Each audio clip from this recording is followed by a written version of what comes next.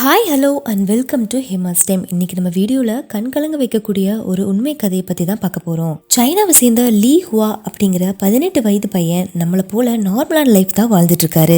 ஆனா அதுக்கப்புறம் லீக்கு திடீர்னு பின்மண்டையில இருந்து முதுகு தண்டு வரைக்குமே யாரும் இதுவரை கண்டறியாத நோய் ஒண்ணு ஏற்படுது. அந்த நோயை ஆங்கிலோசிங் ஸ்பாண்டிலிட்டிஸ் அப்படின்னு சொல்றாங்க. இந்த நோய் ஏற்பட்டனால முதுகு தண்டுல ஏற்படுற வலினால நாளடைவுல கொஞ்சம் கொஞ்சமா லீ குமிஞ்ச நிலையை அடைகிறாரு. அப்ப இருந்து அவர்னால நிமிர்ந்தோ நேரா பார்க்கவும் முடியாத நிலை ஏற்படுது.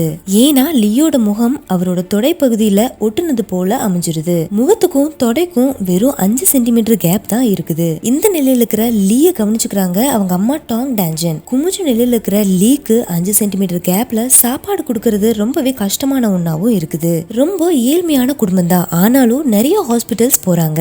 எங்க போயுமே இந்த நோயை குணப்படுத்த முடியாதுன்னு, அப்படி ஆபரேஷன் பண்ணாலுமே இவர் உயிருக்கு ஆபத்தும் அப்படின்னு சொல்லிடுறாங்க. அந்த சமயத்துல கூட அவங்க அம்மா நிறைய ட்ரீட்மெண்ட்ஸுக்கு அவங்க கிட்ட இருக்கிற எல்லா காசையுமே செலவு பண்றாங்க. ஆனா லீக்கு இந்த நிலை சரியாகவே இல்ல. வருடங்கள் அப்படியே போக போக கடைசியா 5 மாதத்துக்கு முன்னால லீக்கு ரொம்பவே உடல்நிலை சரியில்லாம போயிருது. கவலையோட அவங்க அம்மா ஏதாவது அதிசயம் நடக்குமா அப்படின்னு காத்துட்டு இருக்காங்க. அவங்களோட முழு நேரமும் லீய பாத்துக்கிறதுலயே போயிருது. அப்பதான் 2019 மே மாதம் ஷென்சன் யூனிவர்சிட்டி ஜெனரல் ஹாஸ்பிட்டல்ல ரொம்பவே திறமை வாய்ந்த டாக்டரான டேயோ ஹுவாரன் டாக்டர் மூலியமா ஒரு அதிசயம் நடக்குது. லீ ஆபரேஷன் பண்ணி பழைய நிலைக்கு திரும்ப வைக்கணும் அப்படிங்கறத தனக்கு தானாவே சேலஞ்சா எடுத்துக்கிறாரு அந்த டாக்டர். 3 மாதமா டாக்டர் அவரோட டீம் கூட சேர்ந்து லீயோட ஸ்கேன் ரிப்போர்ட்ஸ் எல்லாம் வச்சு நிறைய டிஸ்கஷன்ஸ் பண்றாங்க. கடைசியா ஒரு முடிவுக்கும் வராங்க.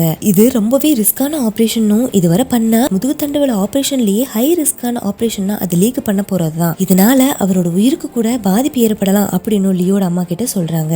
ஆனா அவங்க அம்மா சொன்ன ஒரே வார்த்தை, எனக்கு ஏற்கனவே ரொம்ப வயதாகிடுச்சு, நான் இருக்கிற வரை என் பையனை நல்லபடியா பாத்துப்பேன். ஆனா நான் இல்லாத காலத்துல அவனை யார் பாத்துப்பாங்க? அப்பா அவன் இருக்கிறதும் ஒண்ணுதான், இல்லாததும் ஒண்ணுதான். ஆனா இந்த ஆபரேஷன் மூலியமா அவனுக்கு சரியானா நான் ரொம்பவே சந்தோஷப்படுவேன் அப்படின்னு சொல்றாங்க. இந்த வார்த்தைகளை கேட்டதுமே டாக்டர் துணிஞ்சு ஆபரேஷன்ல இறங்குறாரு. லீக்கு 4 விதமான ஆபரேஷன் நடக்குது. அது எப்படின்னா, மலை போல வளைஞ்சிருக்கிற முதுகு தண்டை உடைச்சு மறுபடியும் நேர்படுத்துறது. முதலாவதா இடுப்பு எலும்பு உடைச்சு நேர்படுத்துறாங்க. இந்த ஆபரேஷன் 3 மணி நேரமா நடக்குது. கடைசியில சக்சஸ்ஃபுல்லாவும் முடிஞ்சிருது. ரெண்டாவதா கழுத்துக்கு பின்னாடி உள்ள எலும்பு உடைச்சு நேர்படுத்துறது. இந்த ஆபரேஷனும் 6 மணி நேரமா நடக்குது. சக்சஸ்ஃபுல்லாவும் முடிஞ்சிருது. மூணாவதா முதுகு தண்டுவல ஆபரேஷன். மலை போல வளைஞ்சிருக்கிற முதுகு தண்டை நேர்படுத்துறது. இந்த ஆபரேஷன் ஆனது 10 மணி நேரம் நடந்து சக்சஸ்ஃபுல்லா முடிச்சிடுறாங்க. ஃபைனலா இடுப்பு எலும்பை நேர்படுத்துற ஆபரேஷன். இந்த ஆபரேஷன் 7 மணி நேரமா நடந்து சக்சஸ்ஃபுல்லா முடிஞ்சிருது. அதுக்கப்புறம் லீய ஸ்ட்ரக்சர்ல நேரா படுத்த மாதிரி வெளியே கூட்டிட்டு வராங்க.